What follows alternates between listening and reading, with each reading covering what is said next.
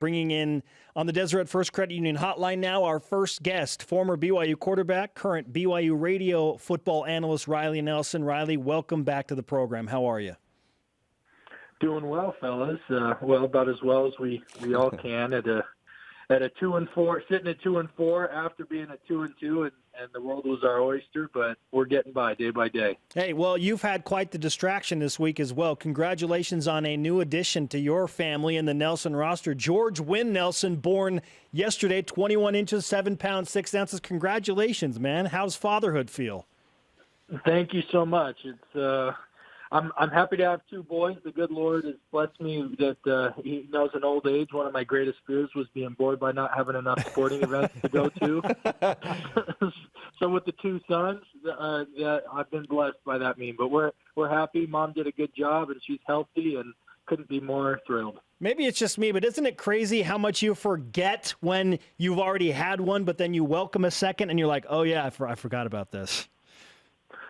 Yeah, like how small they are and how, like, it's months before they even, like, acknowledge the fact that you're there. They're just staring off into space randomly. Yeah, but it's all fun in its own right, for sure. Well, and the good news is this wasn't a road game week, so that you were home, everything was good. Let's focus in on the task at hand for BYU this week. Everybody knows the 2 biggest issues for BYU, one on offense, one on defense. Offense, you have the red zone touchdown percentage. Satake talked all week, we got to score more touchdowns. On the defensive side, it's stopping the run. What do you think is easier to fix, the red zone touchdown percentage or the rush defense? Neither. No, it's hard. Oh, Riley, no. I know. Well, here's the thing, like, on the surface, they're both more complex issues. Like, on the surface, you want to say stopping the run because that's just an effort thing, right? That's just mano a mano, man up, play more physical, play with greater effort, play with greater pursuit, and make those tackles. But yet here we are 6 games into the season, mixing around scheme, and the guys, I watched the film, the guys are playing, decently hard. There's maybe some backside pursuit where there could be a little bit better effort, but they're playing pretty hard, and we just can't seem to figure it out there. And then on the red zone side, there's 2 things. You have the opposite. You're like, oh, man, we need better schemes. We need to be more creative down there and things like that. But just like where you think there's more effort, but it has more to do with scheme, and you think on the offensive side of the ball it's all scheme, but there's also just an element of willing yourself and deciding and creating a culture of that when you get inside the 20, you score touchdowns regardless of what play call is going to be. You are going to will your offensive unit into the end zone. And so they're both multifaceted. I guess I've kind of skirted this question. I'll give you a hard one, or I'll give you a straight-up answer, and I think the easier fix is stopping the run. Riley Nelson with us on BYU Sports Nation. You talked about schemes and potential schematic changes. Do you anticipate that you will see anything very different on Saturday on either side of the ball from BYU? Offensively, I don't know. I know that's depend. By the way, I'll ask you guys because you're on the cutting edge of the breaking news and all things BYU. Do we have a definitive word on Jaron? We do not at this point. Hopeful, yeah. Yes. Hopeful, but no definitive word. So that's still up in the air. Regardless, I don't see drastic offenses.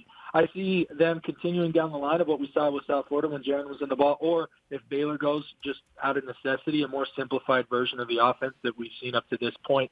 Defensively, they have 2 running backs averaging more than 5 yards a carry, and Boise always. I know Bachmeier was getting a lot of pub, and I know this, backup came in and threw 3 touches against Hawaii, but their identity is to establish a physical presence of football. And so I'm sure from the moment they popped on the film against BYU, they are going to come in and try and establish themselves physically and run the ball first quarter, second quarter, third quarter, fourth, and on all 4 downs. And so if the absolute, I don't expect much difference on offense, and we got to do something different on defense. Otherwise, it's going to be deja vu all over again. And Boise's going to rush for 250 plus, and really not ever give us a chance to be in the game because their offensive production just comes so easily on the ground.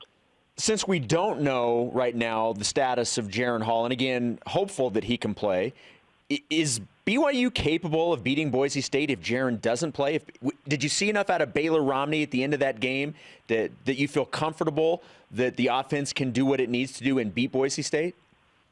Yeah, I do. I don't think – now, here's what I'll say. I don't think – when you look at it from all three phases, I don't think the offense will be able to beat them single-handedly alone. I think we're going to need big plays and better plays from special teams, and I think we need an extraordinary and keep in mind, ordinary for this defense is defined as one that gives up a lot of rush yards and cannot seem to close in the second half. So we need a different performance from the defense. I think we need a special performance from the special teams. And then, yes, I think the offense is big enough. But if those two, if special teams and defense aren't pulling their part, I don't think the offensive unit is going to be able to overcome, lack of performance in the other two areas alone. Former BYU quarterback Riley Nelson with us on BYU Sports Nation. We talked yesterday about ways that BYU could potentially salvage this season. And I know at 2-4, after 3 straight losses, things are borderline negative and they don't feel good. But how can BYU salvage this season, Riley? Win. I mean, we're all tired of moral victories, I feel like. And when I see we, I truly mean all we, not just the fans and those of us who are supporters, but people in the program, I think, are tired of it. Are tired of taking moral victories, tired of having to make excuses. And so it just comes down to winning, because we've proved, the last 2 weeks they've been competitive and let games slip away. And so being competitive is not simply enough. They just need to find ways to win these football games. And then I think all things considered, here's what I think. If they're able to reverse their record and go 4-2 in the last 6 and make a bowl game, and we look back on the entire 12-game season, we'll say, man, we had those huge injuries coming out of the gate. The situation looked absolutely desperate 6 games through. But you know what? Here we are at 6-6. We're going to Hawaii at a bowl game, a chance to play for a winning record, and we can hit restart again next year, getting all these guys back healthy and take another shot in 2020. Riley, both teams are preparing for an opponent that they don't know who the quarterback is going to be.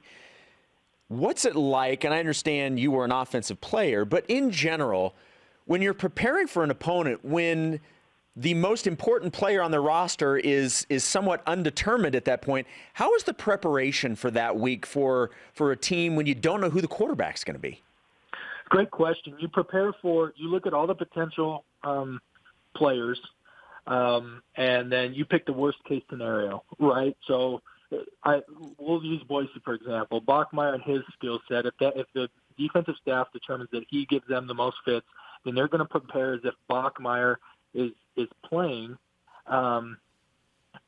because that way it's kind of like lowest common denominator, right? That way anything short of that you should be able to cover based on your talent and your base defense alone. Or let's say that this backup quarterback runs around and QB run game is what's going to give you fits. You prepare for QB run game, and then if they play the drop back guy, that doesn't keep you up at night. You're like, okay, we prepared for this. It doesn't. They're playing the drop back guy. Now it's business as usual. So that when you don't know what the personnel is on the other side, you figure out what could potentially cause you the biggest problems. You prep for that, so you're ready for it. And then if it happens to not be that, you're fine. Even though you maybe didn't prepare specifically for that game plan, it's not your worst case scenario. You're stronger against that option than you were against the worst case option, and so you feel good about your chances. Riley, in yesterday's media availability, some BYU players, I should say earlier this week on Monday, we heard some guys open up, specifically Chaz Ayu, saying, yeah, it's really frustrating when the defense creates a turnover and the offense can't really do anything with it. Or the defense gets a stop and then the offense stalls and there's nothing to come from that. Some people had a problem with that, saying, oh, don't call out the offense like that, man. But in Chaz's defense, he created a turnover against Toledo that was an all-world potential game changer, only to watch that blow up in his face. And he had another turnover created against USF, and that stalled as well. So what's the correct way to hold teammates accountable if you're in a position like Chaz Ayu? Yeah, He was stating facts. Like any offensive player that wants to take offense to that and say that what he was saying was somehow exaggeration or not true is not, that person is not based in reality. And so you prefer to not have things play out in the media, but it gets to a point. I've been on teams like this and where the frustration gets to a point that you can't hide it anymore. You know, you put on the facade for the media and you give the cliche answers and you try and be more, but it's just so close to the surface that when you get in media availability, it comes out and everybody understands it. So you would prefer to handle it inside the locker room. And here's the other thing that I would hope is, you know, the first time the teammates are hearing those thoughts from Chaz is not through the media, that he's already voiced those internally. And then when he says them again externally, it doesn't catch anybody by surprise and nobody gets offended. So I don't have a problem with it as long as it's gone about the right way. And look, things that he said, none of it was personal. It's all stuff that we all know are plain as day. He was just being pragmatic and realistic. The biggest thing that I'm concerned about of this is what is the response going to be. I hope if this was what was needed to elicit a different response and a different outcome from this football team, then I'll take it. Riley, great to hear from you, man. Congratulations on the birth of your second son, George, and we're thrilled for you. Hopefully we are discussing happier things when we talk to you next. You bet. Hey, I'm keeping the hope, and thanks so much for the well wishes, and go Cougs.